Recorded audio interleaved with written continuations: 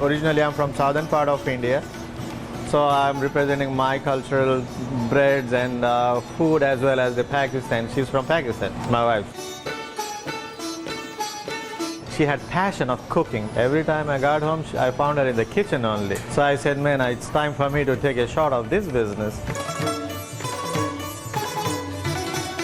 You will find a totally different food than all other Indian or Pakistani restaurants. I have like 20 different breads using 6 different flours. Chicago is a beautiful city. We have very ethnicity in the city. So we have like Chinatown, Greek town. Here is India town. I go to the table, take the orders, and I try to introduce them my food. Obviously our food is kind of really hot and spicy. Then I match the breads. What bread goes good with what entrees they are having. It will be a treat. You're going to love it. So Josefa, you say that nothing compares to Bhabi's Kitchen. Tell us why you chose it. It's the most unique Indian food you can eat in Chicago. It's got the best selection of breads. The owner is friendly. His wife is the one who actually does most of the cooking, and it's got an extensive menu. So it's great food. It's off Devon, so it's easy to find parking. There's a lot of people shopping. Right next to Bhabi's Kitchen, there's a little butcher where you can buy fresh meat. There's a grocery store. So if you go there on a weekend, it's a busy street to navigate. Now, Josefa, you and I can talk Indian, Indian. Yep. So, Okay. I mean, would you say that? How would you say this differs from the rest of the restaurants on Devon?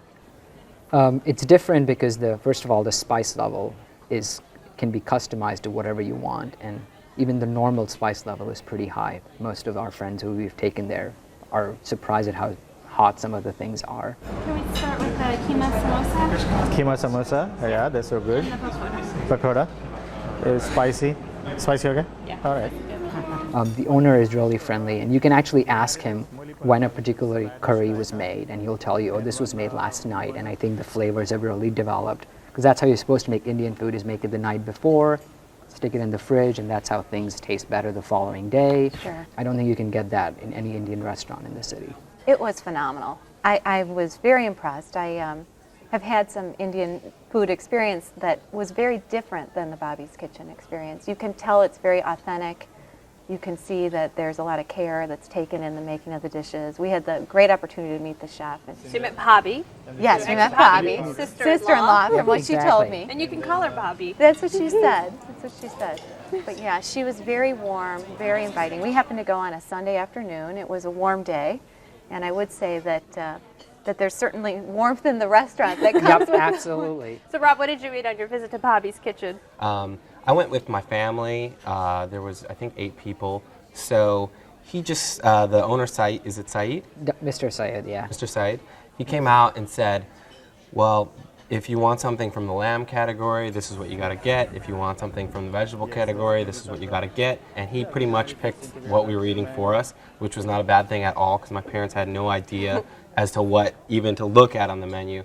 And so we had eggplant in butter sauce, I think, chicken, and tandoori fish, I think, and they were all excellent, superb. They do about 20 different types of bread at Bhabi's Kitchen. Amy, what did you pick? Oh my gosh, we picked the pistachio with dried fruit bread, which was so phenomenal. It was a little bit like a dessert, but the sauces were so good on the dishes that I had that even though I had the sweetness of a dessert type of bread, I was still soaking it in there. It was just so good. What did you have? We had the buttered chicken, and we also had one of the chef's specialties that she recommended, which was an eggplant dish.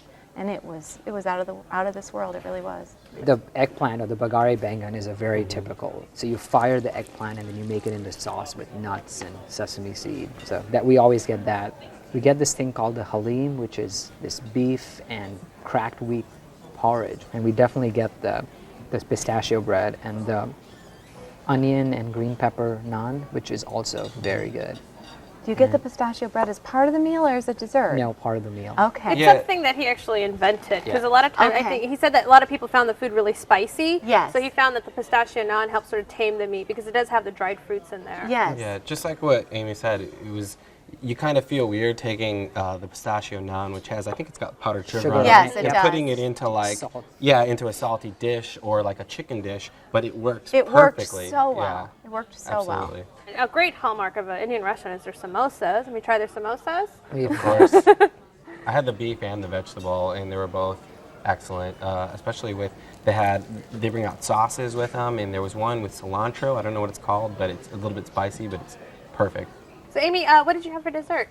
We had, I can't remember what it was called, the Indian term for it, but it was wonderful. It was carrots mixed with some the halwa. Yep. Yes. It's the gajar halwa. It was so good. I tried actually every dessert that was on the menu between my whole family, but I thought we should have just ordered more of the pistachio naan for dessert. I wasn't crazy about the desserts, to be honest. Well, Indian desserts are very, they're fascinating because it's actually more sugar syrup, simple syrup base. Yes. So they don't use things like flour or eggs or, so it's basically things that they can bind with either milk powder or sugar and then soaked in more sugar. I really appreciated that after having some spice in my meal. I think having those ingredients that are, like the carrots being fresh and everything being fresh, and then just having a little bit of the sugary element incorporated was fantastic.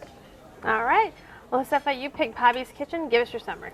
If you want a great, unique Indian restaurant experience, go to Bhabi's and you will not be disappointed. Amy? Bhabi's Kitchen is a phenomenal dining experience. I'll definitely be back. I could just say that if you can't stand the heat, stay out of the Bhabi's Kitchen. Well, I think it's a great restaurant, whether you've eaten Indian food 100 times or it's your first time. It's, like he said, totally unique Indian food, but also the owner, Saeed, makes it very easy if you've never had Indian ever before, very comfortable for your first time as well. All right. Well, you can enjoy the naan and more at Bhabi's Kitchen, 6352 North Oakley, 773-764-7007. Open for lunch and dinner every day of the week. Reservations are accepted. Alcoholic beverages are BYOB. And the average check per person is $12.